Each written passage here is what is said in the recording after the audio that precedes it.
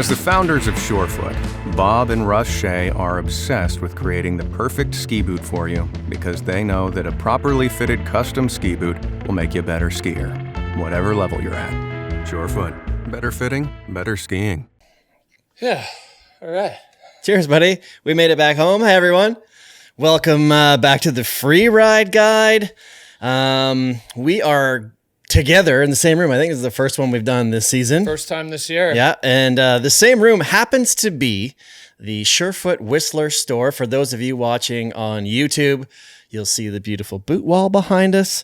We're at Whistler's Surefoot, right on dead center on the village stroll in Whistler. It's about 8 p.m. on a Saturday, and the village is packed. We're watching tons of people walk by. A bunch of people have already knocked on the door trying to get ski boots, but it's too late. Yeah, I'll have to come in tomorrow. So we're glad that you guys are here. Today is the, season wrap-up, season recap of all the events. We're gonna do when the challengers are finished. We're gonna do another episode where we cover the challengers, and natural selection ski just completed, and it will be.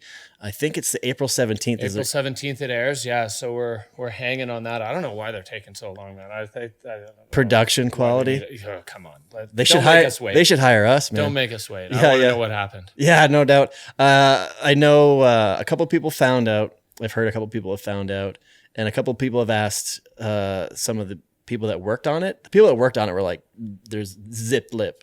Yeah, you know where the loose lips are is the riders. Yeah. 100%. That's who's telling their friends, and then they know, and they're like, "Did you know that I know?" Well, by the 17th, we'll probably know. Someone asked if I wanted to find out yesterday. I was like, "No, I don't want to know." Yeah. And that's all I've been thinking about. I want to know, but I don't want to know. I want to watch. I want to find out. Well, we do already know who won at the Freeride World Tour.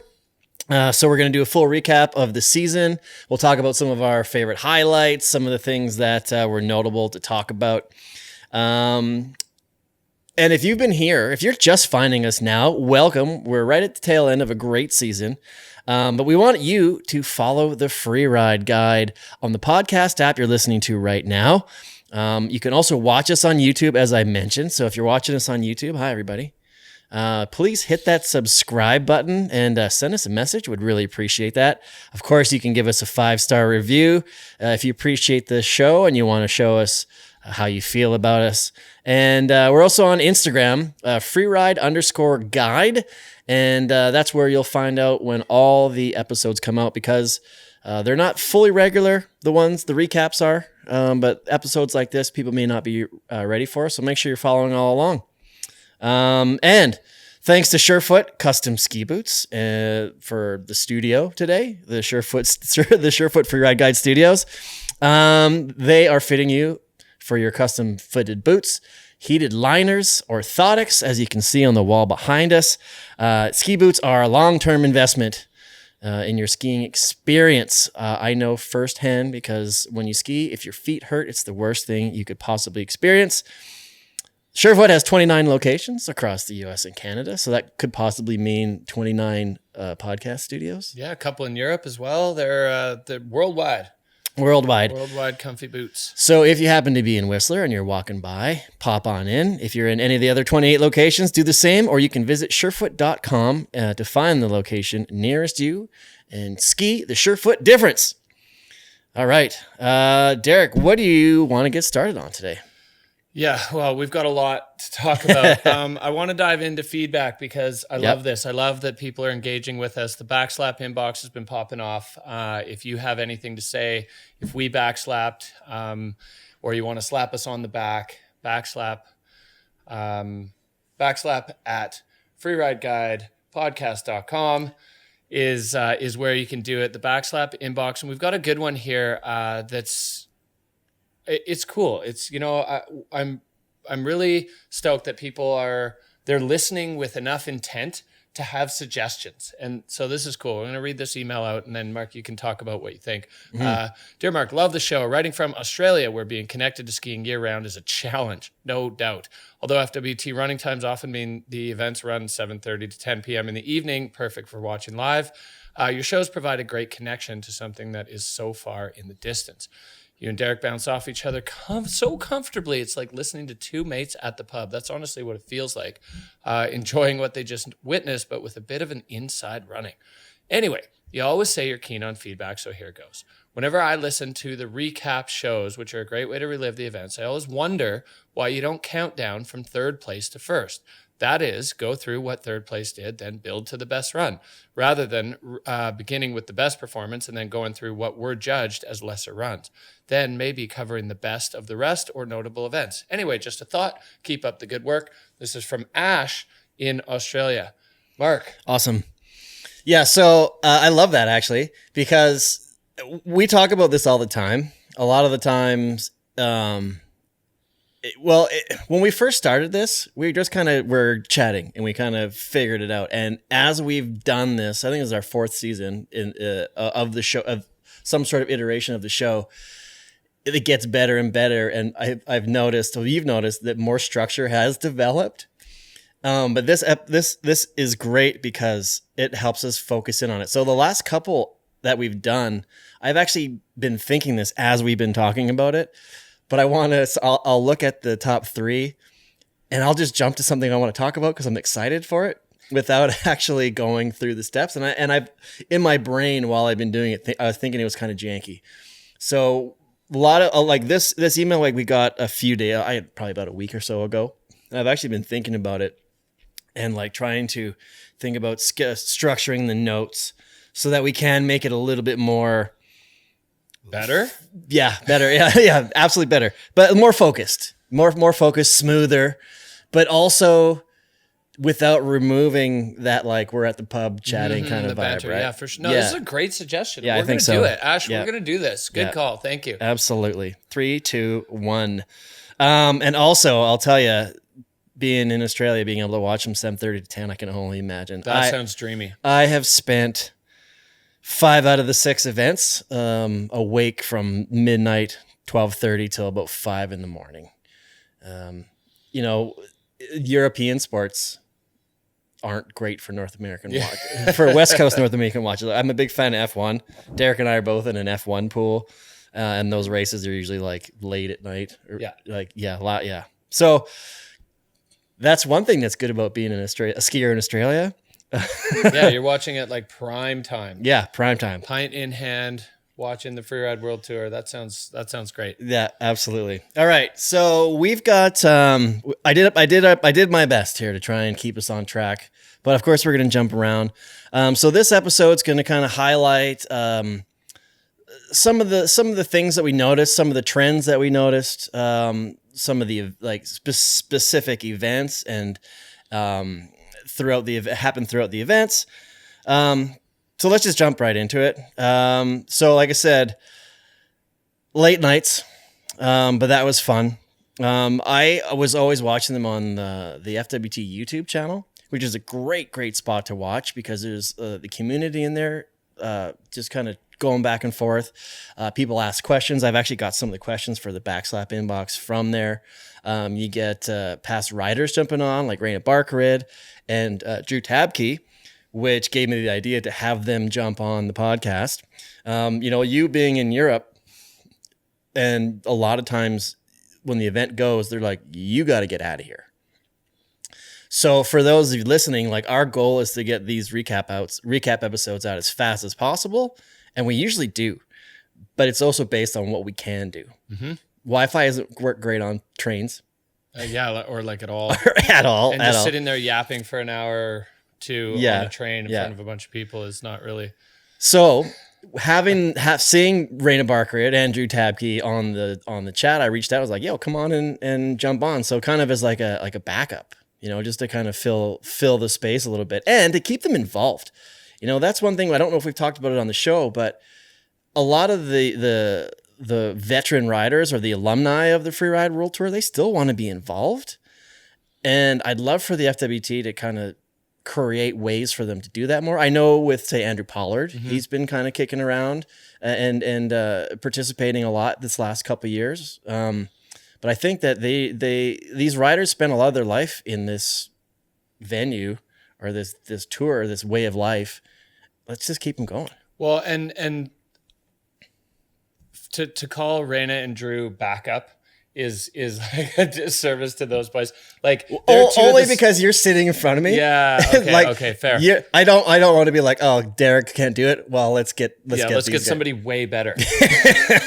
But no, those guys both are absolute legends of the Freeride World Tour and super smart, super tuned into what's going on. They're both real students or even whatever, like professors of the sport. So, and historians too. Yeah. And I mean, Raina for sure. Like when Raina was on the tour, if you wanted to know who won the second run of the comp in Squaw Valley in 2008, he knows all of that stuff. His memory is crazy. And his knowledge of the sport, both of them, the knowledge of the sport is just so in depth. So having them guest in on the Freeride Guide was like so special and so cool. And I agree, like the more they can be involved, the better. Yeah. I think what we're going to try to do for next season is when we're doing these episodes, see if we can connect with them and have them patch them in at a certain time.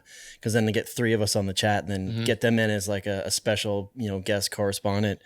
Another thing I liked about the YouTube, watching on YouTube with the chat, one specific thing is, as soon as 2 or 3 times, as soon as John Penfield finished his run, he started commenting on what was happening. Oh, that's unreal. And I was like, what has happened? And then I think it was the last event, and it was like, actually, this is John's girlfriend. And I was like, oh, you ruined it. I was going to totally call him up and ask him. But I thought, just standing there on his phone, but it watching the stream. Wouldn't have shocked me because they all watch online, right? Like they're watching the person who went right in front of them from the start gate a lot of the times. Yeah, a lot of them are watching in the start area. Yeah, just and there's a strategy to that. If conditions are changing, if rocks are getting uncovered, if snow is sliding off, if there's bomb holes, then it can give you. It's such a strong tool to set up your run. And if you need to alter something, even if it's just a little bit, knowing where a bomb hole is, you change your takeoff trajectory by 5 degrees and you're landing in fresh snow instead of plugging yourself into a pit. So it's a super valuable tool for them. Some of them don't use it. Some of them just want to do their plan and stick to that. But I think it's cool and definitely adds for some to the stress. If you see somebody before you throw down an absolute banger. I mean, also for a lot of these runs, because the faces are so steep, they can see everything from the top. They can watch the entire run unless it's really convex. But yeah, and then you're like, oh, pressure's on. Yeah. So I enjoy watching it that way. I prefer to watch it in person. I got to do one this year at Kicking Horse, which was great. Which is a little different because I'm not really I don't get as much. I got to come and watch it as soon as it's done. Which is what just absolutely astonishes me about you is you don't always rewatch. You just have, like you were talking about Raina's memory. I've told you this before. Your memory it's ridiculous. It's such a steel trap. Like I watch it. I don't know what I just watched. I have to write notes and then go back and maybe highlight and just watch a run again. But you're like, oh yeah, and he went over here, and then that person. I don't understand it. So you're good at it too. So another thing that I wanted to bring up is, speaking of guest hosts or announcers, you had a couple new announcers that you worked with this year. Yeah, we had Hadley Hammer for the bulk of the season, who was spectacular. Fantastic. Absolutely. So good. Yeah. Hadley was great. We had worked with Anna Smoothie for a bunch of years before that, and then Anna's work schedule just became too much and she couldn't balance both. So we were in a bit of a pickle in the summer, needing a new host. And Hadley's background as a tour rider, obviously gives her the knowledge of the sport, but she's so smart. Like that's the thing that stood out to me. She's so smart. She's such like an industrious student that she'd never done any broadcast stuff before. She's done a ton of public speaking, but nothing like this, and was just instantly awesome at it. Yeah. Like instantly awesome at it. Super easy to work with, worked super hard to do all the preparation, spent so much time with the athletes to get to know them, to have that depth of knowledge of what was going on. Yeah.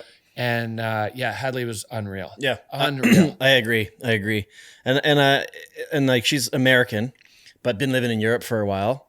And I was thinking about that too. I wonder, because has the tour ever said anything about like the type of accent they want to have from the host? Not really. I mean, when I was very first hired, they were looking for a North American voice.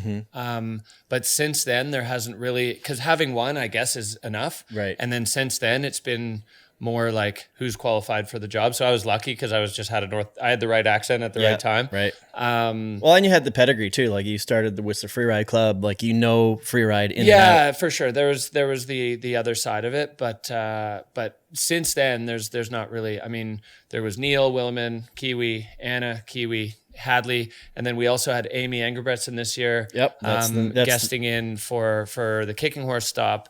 And also super good. Fantastic. We didn't really have any bad shows this year. Not that we usually do. No. But Amy was awesome. Hadley was unreal. And you're talking about the YouTube comments, man. Sometimes like when I'm in Europe and I'm jet lagged after the show, I'll just go down the rabbit hole of like, it's not the live stream of it, but it's the actual comments. Yeah. And, because as you rewatch it, you can read what people were saying at the time. Yeah. That just gets a bit much in a rewatch situation when you're like, okay, well, but yeah, the comments are hilarious, man. Like we actually, one night I was looking just late at night, wide awake, go to look at the replay because I wanted to see what happened. Yeah. Then I dive into the comments. And the haters are so funny.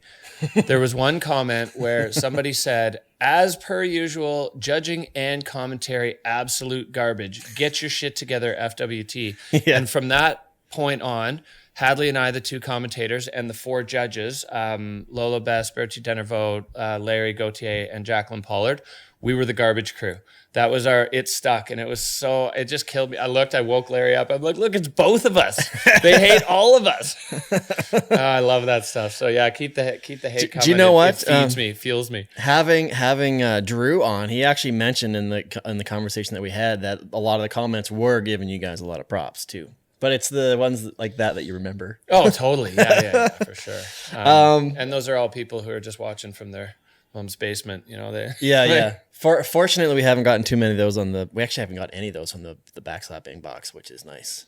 And if we did, I wouldn't read them unless it was a real classic. Like really funny. Yeah. So we also had a lot of other little bits and pieces. So let's maybe get into some of the events and the athletes here.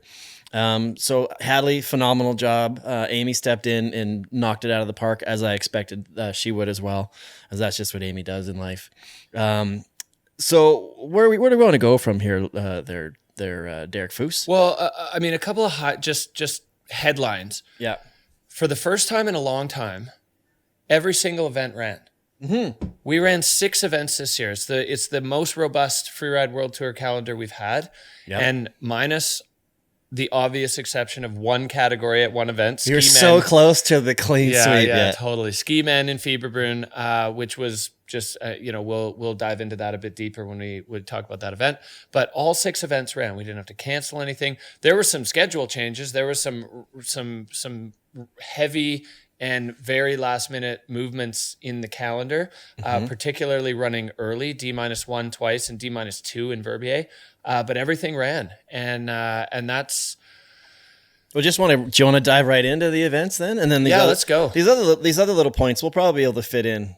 We'll fit in there. So back to Ash's message. We're still working on it. Sometimes it's a work in progress here, right? We're stoked that you guys are here with us. So first of it, so as you said, 6 events this year. This is the first time that they've had. They tried to do 6 last year. They had to cancel 2. They replaced 2 with 1. Yep. So this is the first time in a long time. Have they ever done 6 events? I don't know if they have. Let's ask Raina. Yeah, we'll see if we can patch them in. Anyway, so in my memory, there haven't been 6. So we started off in Baqueira Beret. The Best of Your Face, which they did last year. They couldn't compete on because there wasn't enough coverage. So they brought it over to the La Bamba face, which is named after Aymar Navarro, who I think we mentioned on the recap of this episode. Like the guy left like a storybook ending and now he's adding like extra chapters. Totally. Yeah. Because now they're competing on the face that is named after him. He got to forerun it. But because the Bassiffer face wasn't able to go, I think there was a bit of a huge letdown because the crowds at that Bassiffer face the year I was there, I have yet to see anything close to it in the Freeride World Tour. No, it's the absolute gold standard for live freeride fans. Insanity. Yeah. Insanity. So that was a bummer for sure. But you got to do what you got to do to get a comp off. Bassiffer wasn't going to work, so we didn't get the crowds, but we did get a competition, which was a huge win. It was pretty remote, like way out in the Baqueira Valley, heli access. The logistics were insane, flying everybody out there for a face check, flying all the staff out there, getting all the equipment out there. Then everybody goes out for comp day. Everybody's got to come back. Right. And it was a 45-minute drive even just to get to the loading spot. Oh, really? Yeah. So huge props to the Freeride World Tour for pivoting in a monumental way to make it way harder for them, but getting it done. Right. So that was heli access, no crowd, as we mentioned. So everybody got helied in, helied back. There was a couple really neat things that happened in there. So Abel Moga is from Baqueira. So he got a wild card for this event. We'll have to have a full episode talking about Abel's like journey through the free through freeride. Do you know what I mean? Like, he's such a charismatic dude, and he's had spectacular spectacular performances on both sides of the coin. Yep. Yeah. In every direction, but always spectacular. Yeah. So he got the wild card for that event, ended up doing extremely well, and ended up picking up a season wild card. So we got him back on the tour for the entire year. I felt really honored because I got to tell him on the broadcast. Right. He didn't know. I didn't know. And I'm always really cautious when I get information through the headset that I'm supposed to say. Right. That's big. Hey, we got a new world champion. Hey, this guy's getting a wild card. Anything like that, I go back to the producer like multiple times. Like, really? Please confirm. Because once I say it, it's out there. And if it's wrong, I eat it. It's not anybody else. So they ever consider just being like, just saying something and then they have to stick to? Yeah, I've thought of that many times. But it was so cool to be able to tell him and watch him react to that and freak out and be like, no way, that's so sick. Like, he was pumped. And maybe the only group that was more hyped than Abel was the rest of the riders. Because having him there is objectively better. Yeah. He brings everybody up. He's just awesome to be around. Obviously his skiing is at a world-class level. And yeah, he's just so sick to be around. Everybody else was as excited as he was that he was going to be there for the whole season. Yeah, that's awesome. Another kind of notable moment from that event. I wasn't going to bring it up, but I was looking through Instagram the other day, and I was scrolling through Kook Slams. Oh, Tommy boy. And so Tom Pfeiffer with the Tomahawk, I think, of all time. It was almost like he was doing a flat 3. He just got launched into the Tomahawk. And I wasn't going to say anything, but I was scrolling through Instagram the other day, and I saw him in an interview. Yeah, with Kook Slams. With Kook Slams. I was like, way to own it, Tom. Yeah, that was unbelievable. His skis bent like a bow and arrow, and then just shot him completely sideways. I mean, there was an opportunity for that to be the most insane thing ever if he somehow put that to his feet. Yeah, landed. It might have been the move. He was like his skis landed like 90 degrees from where they should have been, and it would have been But like totally unintentional 80 mile an hour flat spin How would they have scored that? 100.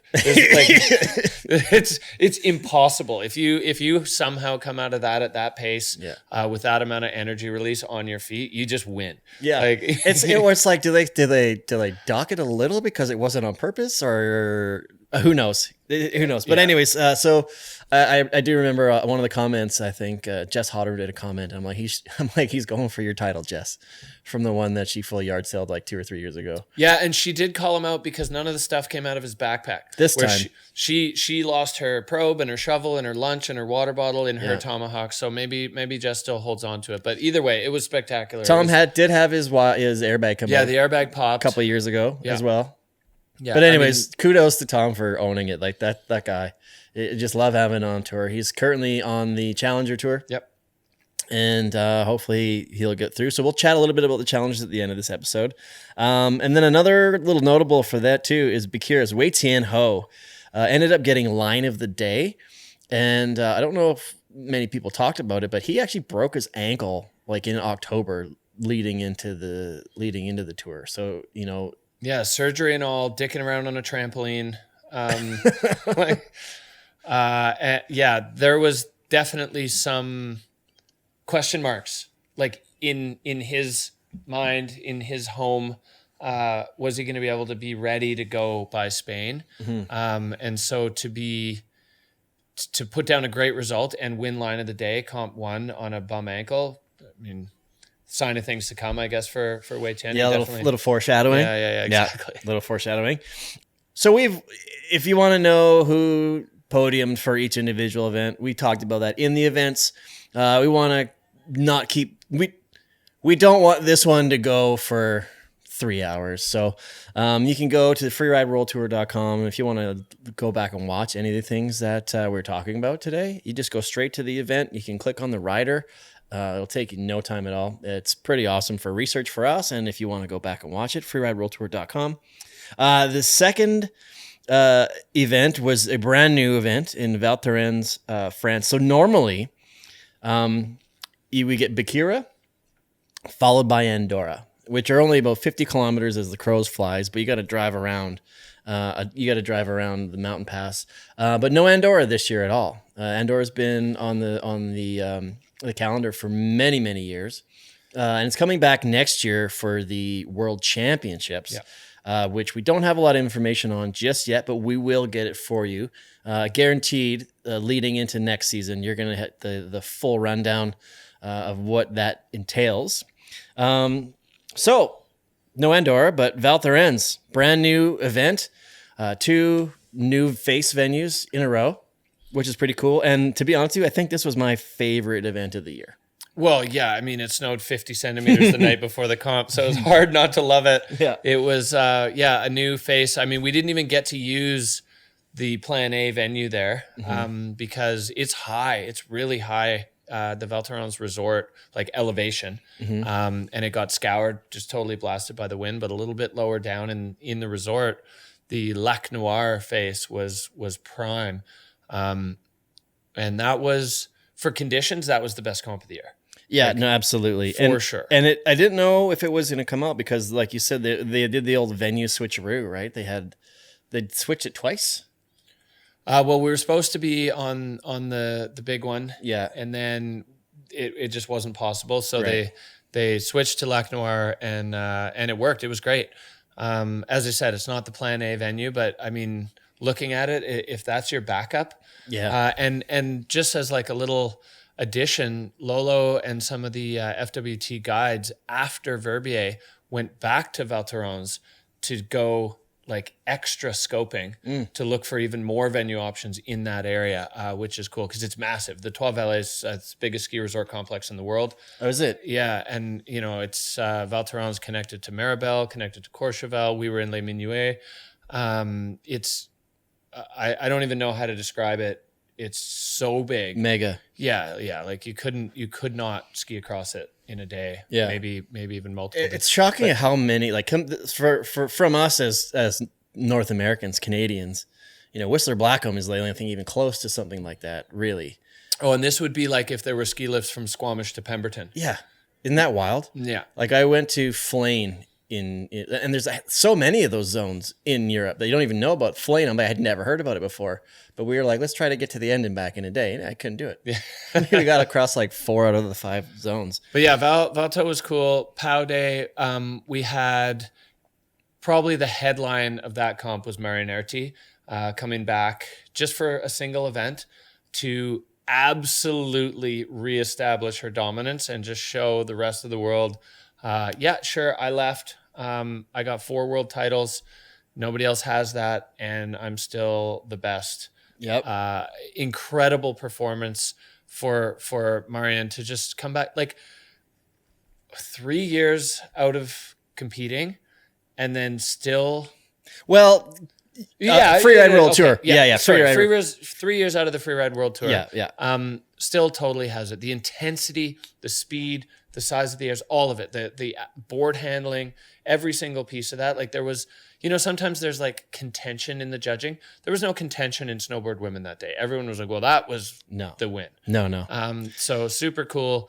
And the Frenchies, they were so solid in Val Thorens. Astrid won. Didn't Enzo won. Yeah. And Marion won. So 3 out of 4 categories, French riders won. It was, it was explosive. And the French riders were clearly comfortable at home. Yeah, absolutely. Like I said, and watching a comp in the POW was so nice. I still want to bring up, if you haven't yet, go and watch Carl's run as he rips a pocket and then airs through it and white rooms himself and just stomps a double and then blasts out. It was like watching a film run. I think I've probably said it 5 times this season, but I'll do it again because it's like burned into my brain. Glorious. Yeah. So what a great way to start at a new zone. And I know that the FWT was stoked because it hasn't been in France for half a decade. Yeah, since Chamonix, it's at least. And when was the last time they were in Chamonix? I think 17, maybe 18. Yeah. But it's been a while, and the French fans and the French organizational group were so pumped to have FWT back in France. Awesome. It was a huge win for the community. It was a huge win for Freeride, all up. And they have so many riders, not only on the tour, but through the challengers and like through the minor tours. French Freeride is in a good place right now. It is strong. I'd say it's the strongest of all the nations right now currently, to be honest. Yep. You could arguably. So that was Val Thorens. Third up in the series this year is right here in Canada, Kicking Horse. This one was great because we were able to get back on the ozone face.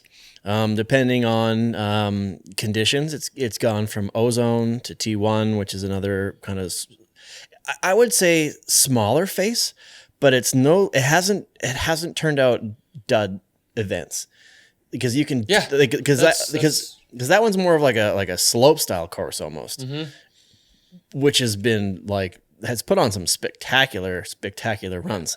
And then ozone is more of a bigger mountain face, but also it's shorter. Yep. So you have to pack a lot into a little bit, right? So, and that's really neat looking at all of the, I heard, some people complain like, oh, it's not big enough or whatever. Well, there's 2 distinct zones that you can go into. You can only really choose 1 or 2. They're very, very separate. It's a short run, but I like it because that challenges the riders in a different way. If every big face was like Fieberbrunn or like Georgia, where there's tons of different options and tons of features, and it's a matter about where you go or it's more about the line. Where in Kicking Horse, there's not as much, so you have to do more with it. And I like that aspect of it for like to insert that into the overall. And I think the compressed nature of that face challenges the technical ability of the riders because they need to redirect multiple times at pace to get another feature and another feature and another feature. Fieberbrunn, Georgia to a certain extent, the La Bamba face for sure, they have these big dead spaces where it goes from steep to kind of flat, and the riders get a little time to breathe, right? They get time to reset, recalibrate, and then go again as it rolls over again. There is none of that None of that at Kicking Horse. It's bang, bang, bang, bang. I mean, on the looker's left side, it's bang, bang, bang, and then you're just like cruising to the finish. And then if you're lucky, you can traverse and get like you can get that extra credit one. But it's so compressed that if you don't have quick feet, if you don't have really fast reflexes, if your technique is not ultimate on point, you're just going to miss stuff. And that leaves a hollow in your line, and the judges see that. So on a 6-event tour, not everything needs to be the same, right? It's actually good to have some variety, I think, in not only the countries and the snow quality, but also the style and type of face, and that compressed nature on the ozone face. Like, it's hard. It's hard to pack that full. And we see it every year with the riders that end up on the podium. The ones who do it well, it stands out. And they'll do something crazy, like I think about, Marcus Eder and Craig Murray over on the looker's left side. Yeah, pioneering that area. You think of the George Rodney cliff and then George Rodney pioneering it, then Yu Sasaki stepping it up, and then you get Max Hitzig just blowing everyone's hair back by launching that massive backflip. And then this year, everyone's like, I want to hit that. Yeah, Matisse Fornassia took a swing at it. I mean, something that was not very long ago considered unlandable is now something that everyone's like, I could do it. Yeah. Which I love that confidence of these riders. Like, these are, world-class athletes, and they look at a string of crashes on a feature and they don't think, oh, that's not doable. They're like, I could. Well, I'm sure we'll have to do like a full-on like episode focusing on the progression of the sport. 2 years ago, we saw the first attempted, the first landed double backflip, right? Yeah, we saw 4 in Verbier this year. 4! Although none of them were landed. Yeah, but still, like come on, like, so we're stepping it up, right? The curve is getting sharper. Steep. Yeah. Another good thing I like about so cold. It was quite cold in Kicking Horse. Very happy. I had my Surefoot heated boot liners. Even with them, it was a bit. That was cold. Is a bit sketchy. I loved the fact that Molly Armanino took a win, her first ever win. She, I think, deserved it. She's had a lot going on in her life, but she's also been really dedicated to freeride. So it was really nice to see her take it and then do the shoey with her boot down at the bottom. Yeah, Molly winning, Marcus getting a win at home in Canada. It was a great event. Three. Speaking of 3 French winners in Val Thorens, 3 Canadians on the podium in Kicking Horse. So and also another funny thing is we were both in Kicking Horse. And we still did the episode virtually. Yeah, across the highway from each other in different motels. Yeah. We were like, I'm exhausted. I'm like, I'm tired too. He's like, should I drive back up the hill? I'm like, no, you're right. Let's just do it the way we've always been doing it. So that was Kicking Horse. And it kind of went off without a hitch. It went off kind of when they expected it to. That's 2 years in a row now that Kicking Horse has been a nice, easy one for them. Right at the start of the window. Yep. In and out. For me, it's absolutely fantastic because we can drive out there, do the comp, drive home. Yeah, you get a few extra days at home. Yeah, yep, exactly. Then you've got the journey to Georgia. You've told us exactly how long it is to get there. And this one was a bit of... I'm trying to think of how to explain it without swearing.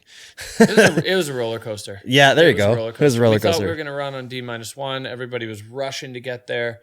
They couldn't do avalanche control on the normal face, so they picked another one that they were going to be able to control. They did the avalanche control. We're sitting up there at D-1. Everybody, like, the jet lag is outrageous. It's a 12-hour time change, so day is night and night is day. Started dropping bombs and the whole face slid. And we're like, all right, well, D-, how about no? And then we waited for 8 days. Yeah, you were there for a long time. We went from running before the window started to running on the last day of the window. Yeah. So what's that like? does everybody just get bored or just try and find things to do, or like what do the riders do? They're skiing. Yeah. We were skiing every day. Looking for fun things to do, Yeah, trying out their food and making hats. That's right. The Georgian people and in Mestia particularly were so welcoming. You know, they had this hat making thing where you could go and watch this like old lady start with a pile of wool and turn it into one of those Georgian hats. They did like a cooking class for the riders, all kinds of stuff, you know, just keeping everybody occupied and engaged, and really like, you know, they probably love that too, because, you know, sometimes the tour gets in and then the event is gone and then they get out. They stick around for there's always mandatory, you know, things that they set up, like the opening ceremonies, the closing ceremonies. There's like a ski with a rider or something like that. You know, they have their events, activations. Yeah, activations. But this is probably great for the town because they get that little extra. It's not like we've done it, we're out.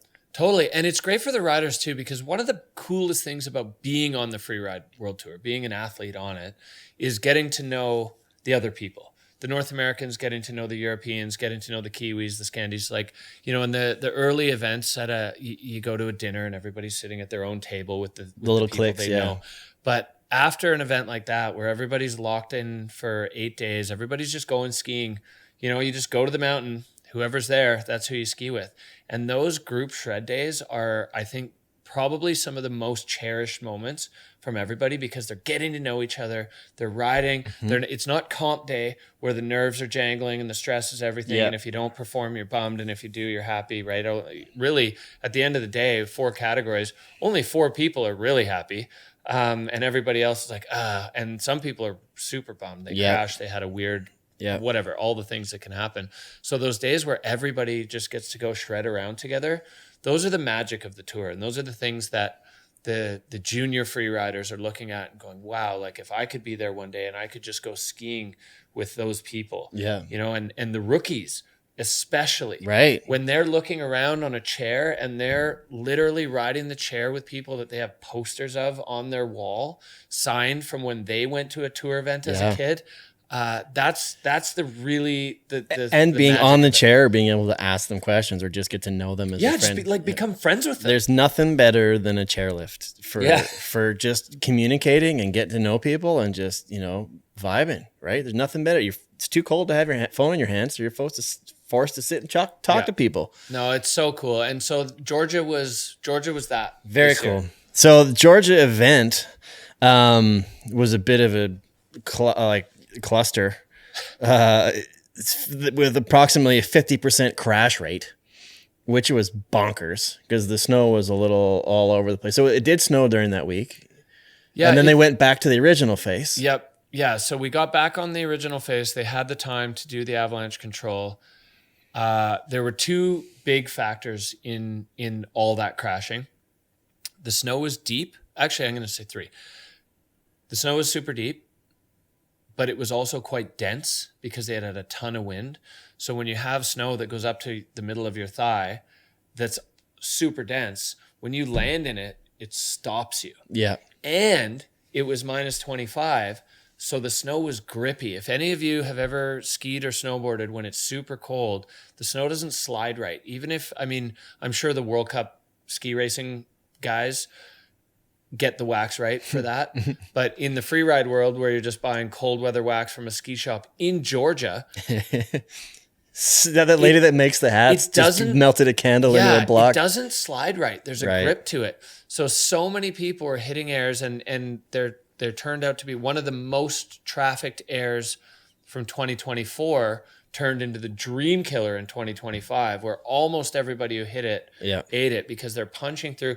The bomb holes were insane. Like the depth of them, you go in up to your waist and your feet stop. I don't care if you're the Hulk. You're not skiing out of that. You're getting sent into a punch front and flipping over. And it just gobbled up the FWT field. It really did. Like, I mean, I think maybe 2 in the snowboard men. No, 1. The only clean run for snowboard men was Cody Bramwell. Liam Rivera came in second place, but he ended up sitting down. Yeah, true. He even said so. I think in another event, he's like, "This is finally my first clean run." I think in Fieberbrunn, he had a clean run, and I think on the interview at the end, he was like, "Oh, I finally put down a clean run." Yeah. I was like, "Wait a minute, didn't you come in second?" I'm like, "Oh, that's right, you came in second without a clean run." Yeah, with a bobble. Yeah. Like a significant control issue. Significant. So it was tough. It was tough. It looked good. And this is the tough thing about translating something that you see on TV into real life. You watch it on the screen, you see powder. And you're like, look at these kooks. Yeah. They're just all crashing. Nobody knows how to ride POW. It was hard to ride. And if you were just making big surfy turns down an open part of the face, good enough. Looks great. Yeah, but as soon as you start taking airs and actually punching through the surface of that and into it, it just stopped the feet dead. Skis and snowboard, it was merciless. Yeah. And it took out a lot of. I mean, in ski women, it took out the 2 title contenders at the time, both Astrid Chalus and Justine. Right. Really went down hard. Maxime Chaplot. There were multiple shots in our broadcast screen of 2 skis parked. Yeah. Yeah, and then the person was 50 meters down the slope because they had just cartwheeled and tumbled down there. So yeah, it was tough going for sure. Yeah, absolutely. So that was it was definitely, I'd say, one of the most event-filled weeks, George. I think we did three episodes of that one. We did a pre-show and then we kept thinking we were on, and we were definitely getting the episodes out for that one. Next up was The Cut. Now, this was controversial because of ski men didn't get to ride because the face deteriorated way too quickly. We had actually, an episode or two before, were discussing what would happen if they knew they had a limited amount of time. Which event would it be the one that they would end up having to choose to miss out? Mm-hmm.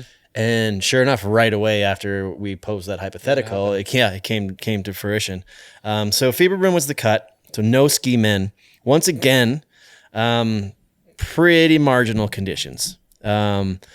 Big classic features on Fieberbrunn weren't available. The Eagle. Everything from the middle to the far lookers, right? Was the gully. I guess one person ended up getting over to the gully. I don't remember who that was. But they had to work to get over there. Yeah. So it wasn't the traditional Fieberbrunn event due to Europe's very thin snowpack this year.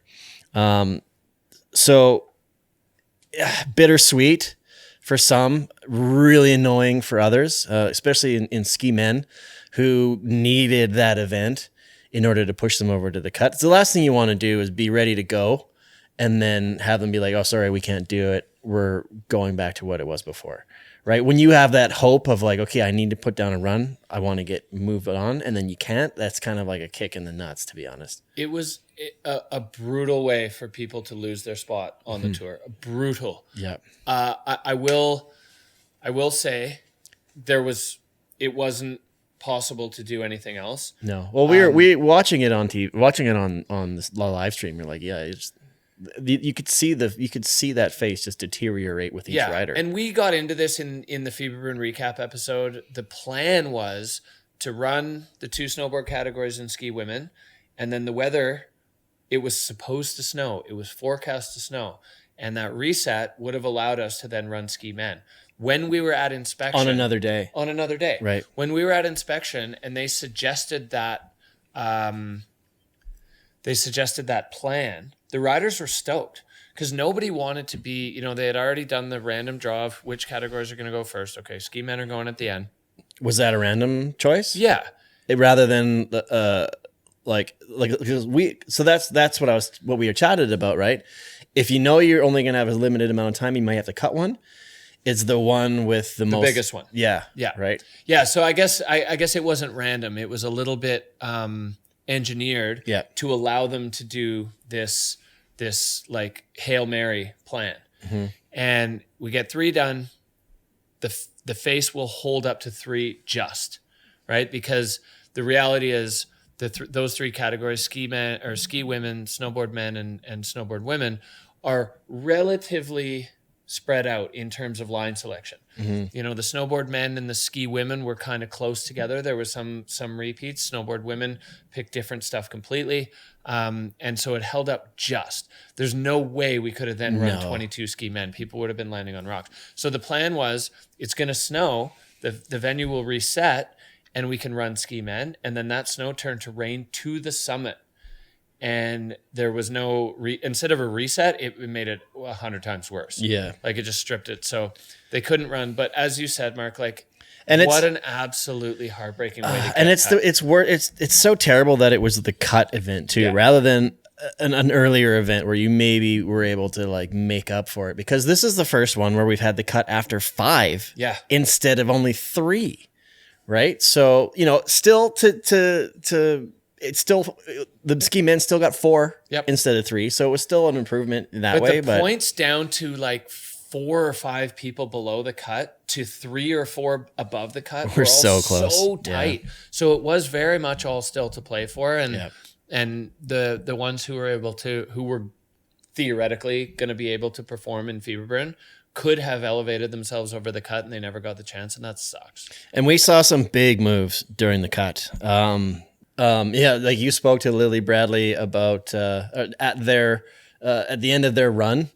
You were talking about like finish line interviews with the bell. Like you said, that was probably your favorite one. We actually got a Backslap inbox message about that specifically. So she came from behind and managed to just get above the cut. You know, big come from behind kids for the whole tour. Cody Bramwell started off slow and then finished off like a man on fire. Same with Liam Rivera. So that was really cool to see. And then another really, you know, big highlight for me for that comp was Nadine Vollner. She'd been out at a free ride for I don't know how many years. She's 36. Yeah. She's you say like it's old. It's old. Look. when you're competing against Freeride World Tour athletes who are all in their like 25 years and younger, it's kind of like, you know, the average age is under 24. This is crazy stuff. And she sent it so huge and absolutely stomped. Yep. Which then Lily followed up with, which we didn't think it was. But that right there that set off the whole thing for me. Totally. And Nadine doing that inspired Lily to do it. Lily was not going to hit that cliff until they watched Nadine do it from the top. And we're like, hell yeah, we're doing this today. Like I love that. I love that about Freeride. I love that about that event. I love that about Lily. Everything about that was just so sick. And for Nadine, like 3-time world champ, but it's going back, right? A bit. And in her day, Nadine, you know, the other riders called her the machine because she was just such a comp monster and such a consistent. The original freeride robot. Yeah, totally. Yeah, another Austrian. Yeah. But she set the tone in that field that, okay, the conditions are subpar, but what are we here to do? We're here to do the sickest shit ever. Yeah. And Nadine did that, and then Justine hit it, and then Lily hit it, and those were the 3 that were on the podium, like all 3 in the ski women that hit that huge cliff. That was your 1, 2, 3. So the judges made a bit of a statement there, the riders made the statement there. Yeah. The judges. I know. I know. Yeah, I understand what you're saying, but I like that. I like that it was rewarded. Absolutely. Because it was bold, but it wasn't reckless. Mm-hmm. It was skillful, it was calculated, it was super brave, and it was awesome to watch. It's spectacular. Yeah. It was awe-inspiring, that's for sure. So that was Fieberbrunn and the cut. So in past years, the cut was after 3 events, and then the reduced field would go into Fieberbrunn and do 2 runs, which they did for the last couple of years. Thank God we didn't have to do 2 runs at Fieberbrunn this year. That was the perfect timing for that. Imagine doing 8. 8, you couldn't even get through 3. So it timed out right. But I think I like the cut with 1 event to go. Agree. 100% you know, agree. It's like we've made it to the playoff. We made it to the finals. You know, if you didn't make it after 5, well, then like there's really nothing you can say because they've given you all the opportunities, all the chances that you have. So Verbier, another early start, 3 start gates. I think Val Thorens had 3 start gates as well, if I'm not mistaken. What's your thoughts on multiple start gates? Like we mentioned this before, I think on the recap for that one. It's hard to follow a little bit when you're watching it on the live stream. Obviously, you can see the whole face, so you know it that way. But personally, I'd like to see no more than 2. But that's based on I can't really see what the mountain's doing. But I'd like to see only 2 because I think it levels the playing field a little bit more. Yeah, I guess just in that topic, I don't really agree, but I will say that I don't watch it from the perspective of a viewer, right? Yeah. I'm there. We are watching a monitor, which shows the exact feed that the broadcast is getting. But I also am able to look up and be like, oh, there she is. Yeah, and I'm neck deep in it. So as soon as it comes on the screen, I know which start it is. Yeah. But I think the like foundational piece of that is access to parts of the venue. Right. In Valto especially, the far looker's right start was so that people could get to that part of the face. Because if they started from the center start or the looker's left one, it was so flat and so deep on that first bench that Kevin Guri did a forerun, like former Verbier winner, and he couldn't get over there without walking from start 2. So they're like, all right, well, do we want so people, they added a third because of that. Oh, okay. Do we want people hiking through powder, knee-deep powder, like tromping like they're ski touring? And instead of like just keeping the margin of the competition face, the judging it compresses zone. the width of it. Yeah, they're able to open it up a little bit more. And then you see more variety in lines. And then I guess also from the point of view of like the argument that we can avoid things like what happened in Fieberbrunn is like you basically spread out the traffic. Totally. And we're talking about the Extreme Verbier right now. We already saw that happen in start 2. Where it got so much traffic that it got super hammered. Yeah. If you can push riders out a bit broader, like laterally on the face, then the face holds up better. If you push everyone into the same zone right out of the gate, and even in Verbier, we're only looking at 30 riders. At the other events, it's 60 or just sub 60, maybe it's 55. It gets beat up. And if you if you're in a late category and you draw a late drop, you are at a huge disadvantage if you don't have multiple gates. Yeah. So I'm for it. I think it adds a bit of challenge to the judging because they're looking at different parts of the face, but also that group is really good at what they do and they can scale things. They do scale things in a way that is, at least in my eye, accurate. Yeah. And they get it right far more often than they don't. There you go. So that's my take on that. There you go. So Verbier, a lot of crashes again. This kind of specifically in ski men. Ski women too. Ski women too. We had that heartbreaker with Astrid right at the top. Yeah. We can get into that after, like the ski men crashing this year. Did we mention it already at the beginning? What is it? They had 5 events this year. 3 no scores, 7 no scores, 6 no scores, 7 no scores. They didn't run that next event, and then 5 no scores. So almost a third of the men's field in every event had a no score. So that could mean a lot of different things. Is maybe they're going a little bit too hard. Maybe the conditions were great. Maybe they all need to crank up their dins. Who knows? But that's the last one's a bit ridiculous. But and it's different because last year was the exact opposite of that. We were getting like 3 and 4 runs in the 90s every event. So this I guess maybe is that course correction. Who knows? Yeah, my hot take on that for me is snow conditions. Yeah. Georgia and Verbier especially. Verbier was another one where it looked good on TV. Like I've rewatched the broadcast. It looked good. It was weird. There was a thick crust on top, soft snow underneath that was super unpredictable. So people didn't know. And keep in mind, visual inspection. You don't exactly know what you're going to land on. And when the forerunners ran in Verbier, their feedback was, it's 5 different kinds of snow from here to there. It keeps changing. It's really inconsistent. There's a very dense breakable crust down low. And we saw, again, that Heartbreak Hotel feature at the bottom where, just rider after rider after rider tossing huge tricks. Ben Richards, Timo Rochhoven, Oscar Mandan, double backflips to doom. All on the same feature.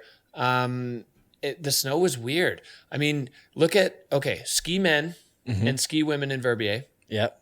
4th place in ski men was Marcus Goguen. Right. With a full front punch. 5th place is Ben Richards with 2 full crashes, smooth crashes, Ben Richards style, right? Barely slowed him down. Yeah. And ski women, Lena Kohler was on the podium with a full crash. Right. Right. So these are talented, athletic, coordinated, really good skiers and snowboarders. The conditions were really hard. I skied the Beck the next day. Right. And I was like, wow. Yeah. Right. Like the even thinking of trying to let go of your speed and release into the fall line and do anything was unfathomable to me. They did it. And like 6/10 of the field, exploded. A lot of crashing, but I'm not ready to go to it's them. To me, that was snow conditions. And like, man, it's finals. You're going to send it. You're gonna try. Absolutely. And their mentality, and you and I have talked about this before, their mentality is not like, oh, people are crashing, so I should take it easy. Yeah. Their mentality is people are crashing, so I'll do better, and I won't. And that's what it takes to be at that level. I love the mindset. I don't personally have it, but I appreciate watching it. I love being a spectator with a bag of popcorn and getting to see the best of the best. Like, even when it's not ideal, there's still there is no holding back for them. No. They give you popcorn? Well, no, it wouldn't be great for commentating. So Verbier, we ended up with Wei Tianho on the top step. As we said, he worked his way. He's had a long couple of years of just not really showing his potential. He ended up. We're just saying that because he's a Canadian on the top step. We gotta. Oh yeah, we're homers. Wave the flag. Yeah, absolutely. This isn't a Swedish free ride guide show. So we saw the world champions crowned, which we can actually discuss right now. Should we go 3, 2, 1, just as Ash suggested? Absolutely. So let's go in. Let's see, snowboard women. We had Nuria Castan-Baron, followed by Michaela Davis Meehan, who ended up charging back up the standings and to put herself solidly in second place. Naomi Aki crushed. She had 42,000 points. She won 4 out of 6 events. We'll get to Victor in a minute, but by Kicking Horse, Victor had won 6 of his last 8. After Kicking Horse, he had a third, a throwaway, and a third. So maybe he's peaked. Who knows? But he still managed to hold on, because right around the time that Liam and Cody were blasting, he started like wilting a little. Wilting is the wrong word, but he still Victor. Yeah, he wasn't performing quite. Wasn't getting the results quite as what you'd expect.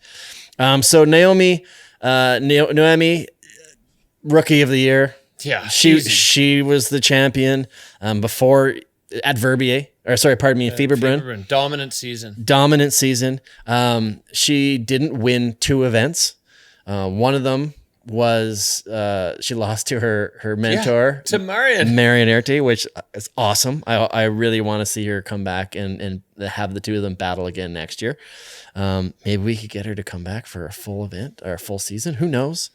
Maybe when she gets. Maybe I don't know. I was going to say maybe when she gets good enough, but she already is. Noemi's riding it has all the shades of Marion's riding. Yeah, the aggression, the speed, the hit every single feature that's available. It's all there. It looks like what it is, which is an absolute phenom following in the footsteps of possibly the best mentor in freeride history. It's the perfect combination. So Noemi, yeah, I mean, hats off. What a rookie season. What a way to start your career on the Freeride World Tour. Is incredible. And she's Freeride World Tour champion. Will she stack up and start pushing? Like she's pretty young. She's hungry. She's good. She's engaged. She could do 4, 5, 6, whatever. Like she's that good, I think. Yep. But then you've got, like I said, Michaela is coming on strong. Anna Martinez, one of her good buddies, is a really strong rider as well. Yeah. The snowboard women's in a great place right now. I think it was the best season I've ever seen for snowboard women, honestly. Agreed. So good. So like you look at, we were going to talk about this later, but, we had 3 world champions didn't make the cut this year. Maxime Chablot just got snake bit event after event after event. Erin Sauve for snowboard women, and then Ariana Tricomi and Elizabeth Gerritsen, who came back this year, I guess officially passed the torch. Yeah. It just goes to show how hard this is, how hard this sport is to stay at the pinnacle. Yep. Which one do we want to do next here? Ski women? Yeah, we can dive into ski women. This was a battle. Yeah, it was fun to watch. Yeah. Really exciting. I think it's the most suspenseful throughout the season. I think it's the one that I was the most excited for week to week. Mm-hmm. Watching Astrid and Justine battle it out. But then you've got Jenna Keller, who was just kind of hanging around, sneaking up, just kind of putting down results. We missed her on our comeback kids list because she went crash podium and then just on fire, and then capping it off with a win in Verbier at home, adding herself to the pantheon of home winners in the ski women's category in Verbier, Sybille Blanchon, Elizabeth Gerritsen. Like, Jenna works in the ski school. She's probably got her picture on the wall by now. Well, in Verbier. And I was joking with her. I was like, so has your day rate gone up now? Like when people are like, can I ski with the extreme Verbier winner? Yeah. Huge day for her. Doing just exactly the right thing at the right time.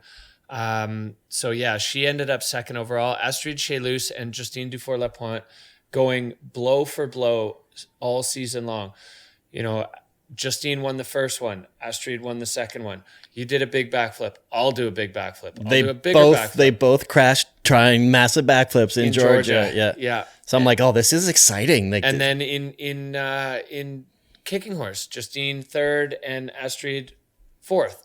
Like it just stayed so close, so tight all season long. It was incredible.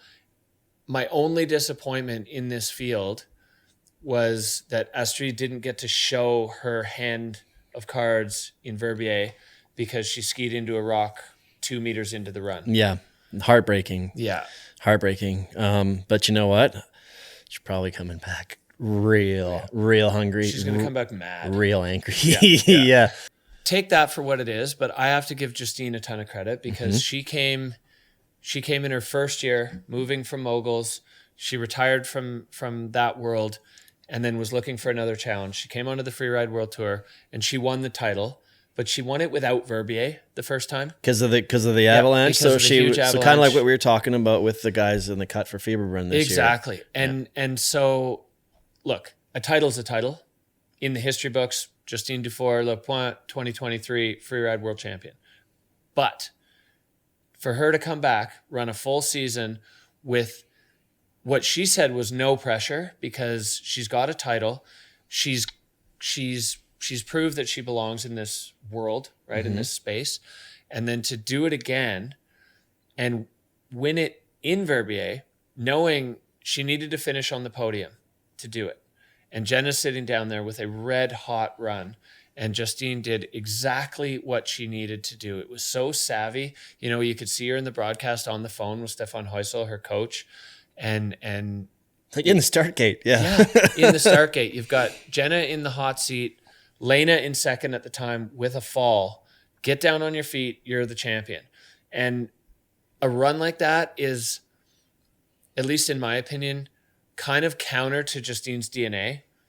And I was waiting with my heart in my throat coming into that dream killer cliff at the bottom for her to just toss a 40-foot backflip and throw the title away. And she didn't. She was smart. She was savvy. She understood the assignment. She did exactly. She came second in Verbier and she won the title with a full season, 6 events. And she said to me after, I feel now like it really counts. Yeah. Like I really belong in this world and I'm a player in this space. Earned this one. Yeah. And she's the only rider on the entire Freeride World Tour that doesn't live in the mountains. Yeah. She didn't grow up. She does spend a lot of time skiing. She does, for sure. Yeah. And the pedigree that she has behind her has given her a skill set that allows her to live in Montreal and then do a 2-week training camp in St. Anton with Stefan and be ready to go for the pinnacle of freeride. But yeah, like for her to do that, to back it up, she's now a 2-time world champion. And to do it with that performance in Verbier, I think is spectacular. Yeah, and I'm really looking forward to next year as well, and seeing Jenna Keller, who was just she wasn't really going with the motions. Like she was out there to go, but she was just there, I think, enjoying herself. Well, she, in her words, somewhat qualified for the Tour by accident. Yeah, and so it's like talk about having no pressure and then just ending up where she was. Like it's pretty cool. And then looking at ski women. Zuza was just above the cut line, but the distance between 7 above the cut and below the cut was a solid number of points. So, hopefully Zuza gets her knees sorted out. Yeah, if you've been watching her Instagram, she had her surgery 10 days ago. She's already grinding in the gym. She's going to be ready. All right. So then moving on to snowboard men. In third place, we have...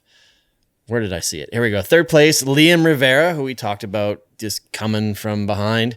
The guy who did it a little bit better with probably one of the highlights, if not the highlight of the season, Cody Bramwell's backflip in Verbier. Like pinpoint sniper, any other, like a couple feet in this direction, a meter in that direction, and you're toast, man. Yeah. Like that was the scariest thing, but most impressive thing I've ever seen. Puts himself well into second place. And then Victor De La Rue with his 4th title, tied with Marion.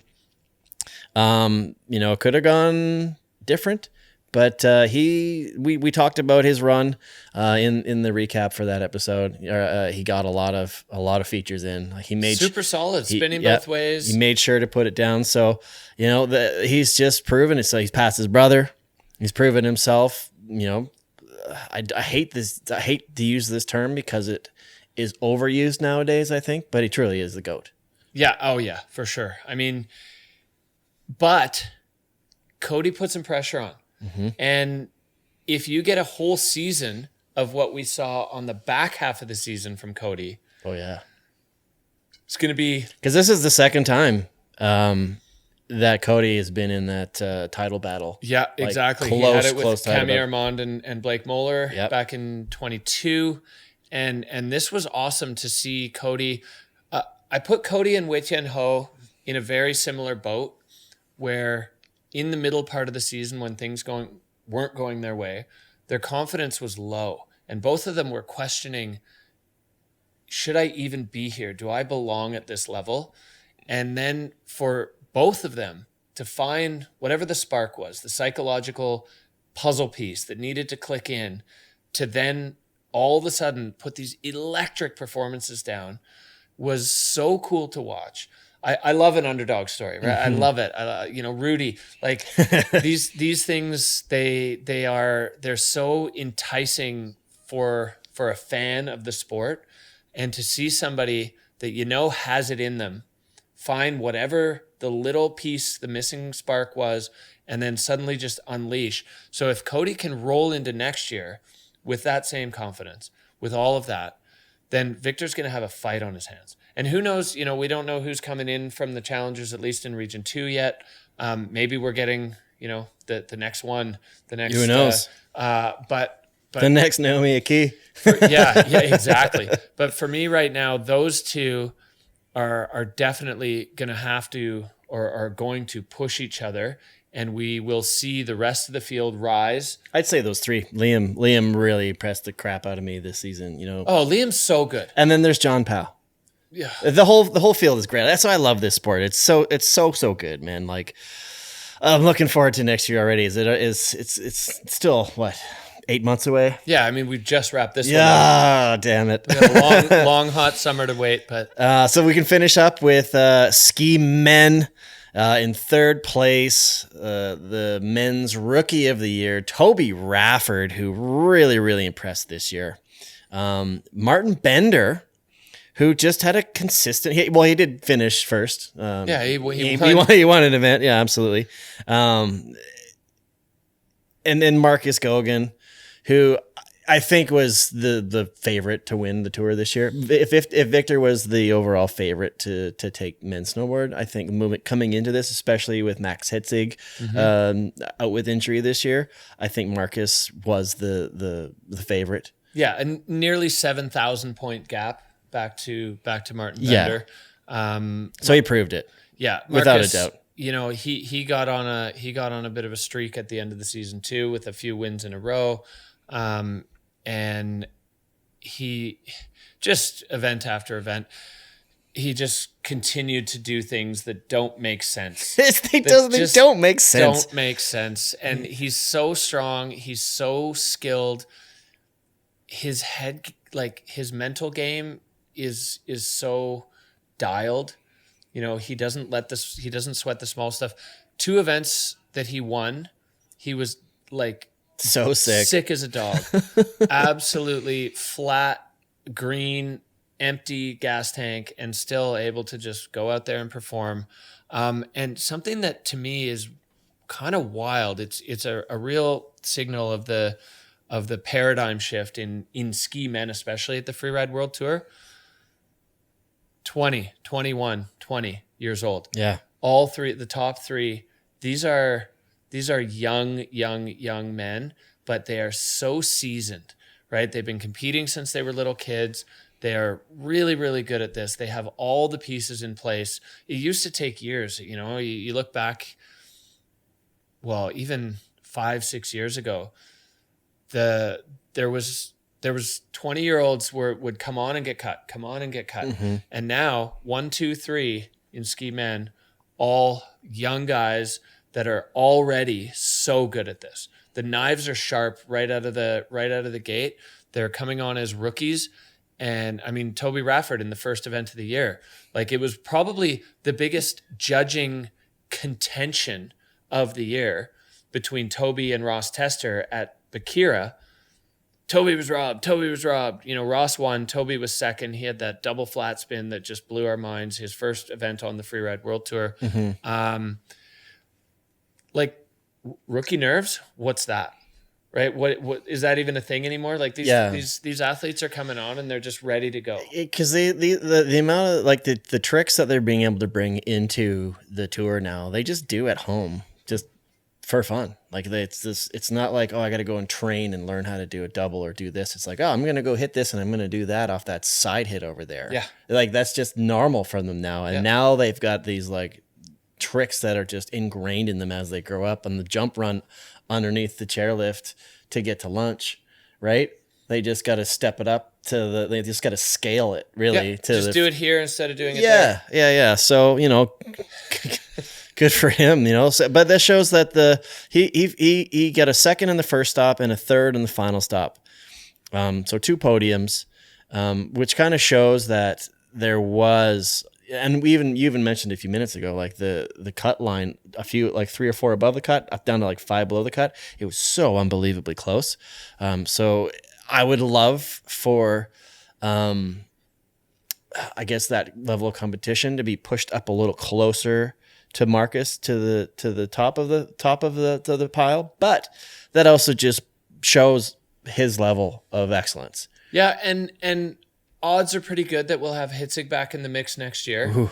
And that brings everybody up. Yep. I mean, that brought Marcus up, right? Marcus leveled up to compete with Hitzig, and everybody else in the ski men's field gets that sees that, watches that. And I think just maybe as a dark horse in that, if we're talking about a Hitzig Marcus face-off, Wei Tian Ho won the last event of the year and finally showed the whole package.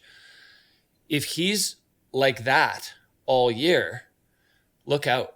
Right? Well, it's like Cody. But also, you could pick any of them. Well, that's a great pick point. Oscar, Yeah. Pick Valley. He had some pretty amazing looking runs. Yeah. Maxime Chablot is a world champion. Totally. He just got snake bit. Yeah. Bender can do it. Toby can do it. Ross Tester. I mean, Ross Tester, when he's on, is nearly unbeatable. He won the first event of the year this year. Yeah. Ben Richards. Yeah. Forget shall we just read the entire whole start list? Yeah. Those are the podium finishers, the champions, the people that can hang their hat on that the rest of their life as 2025 FWT podium finishers. And what a season it was. I don't think it was as bombastic, I think is the right word, as the season previous. I think just because of a lot of the crashes that we said, like this, every season has kind of a theme. This year seemed to be stay on your feet and you're going to do well. Well, of course that's, stay on your feet and do the sickest thing ever. Yeah. Right. But those who stayed on their feet, really. No, that's not really.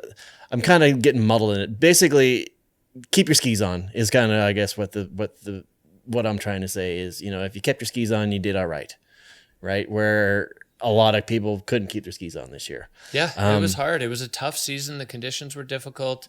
6 events.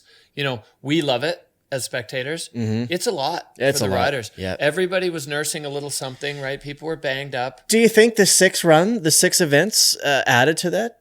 Yeah. 100%. I mean, the specific individual crashes 9 times out of 10 were either just mistakes or weird snow conditions where they were primed to land, ready, balanced, good, and then the snow just wasn't what they expected. And that is the reality of visual inspection. Yeah. You get to watch a forerunner, maybe 2, and then you go.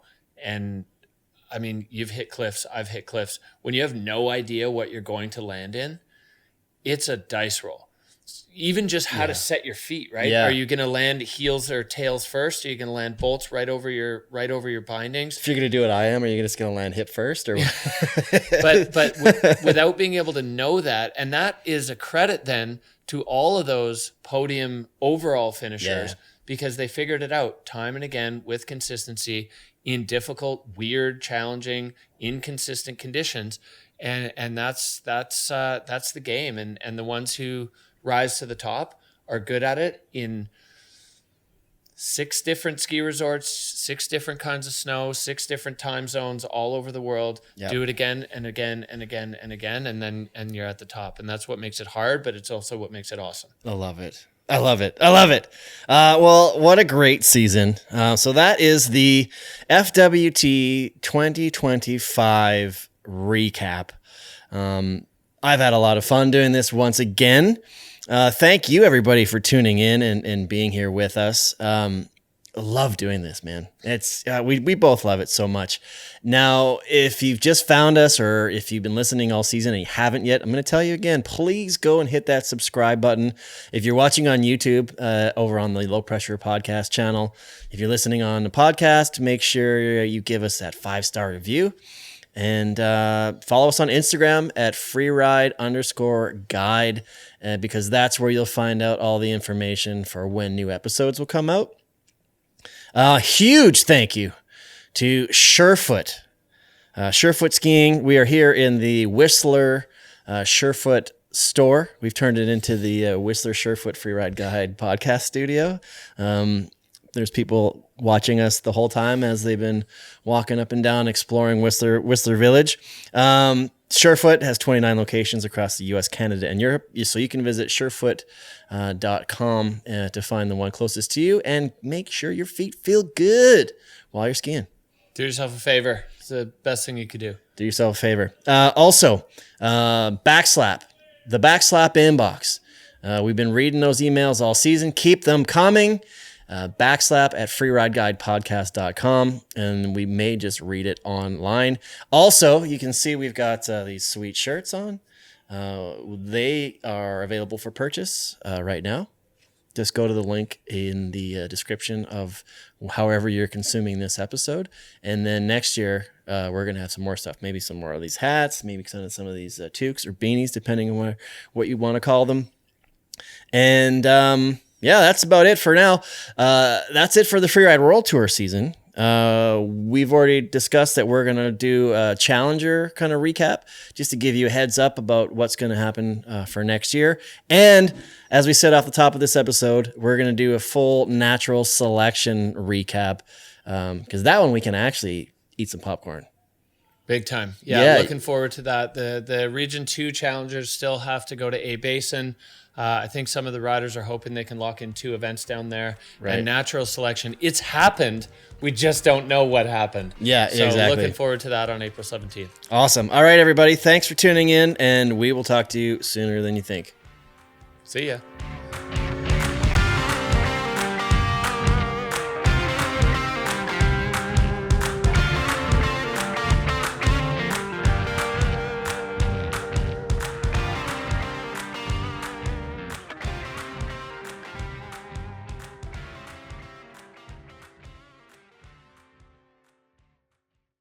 This has been a Redmark Media production.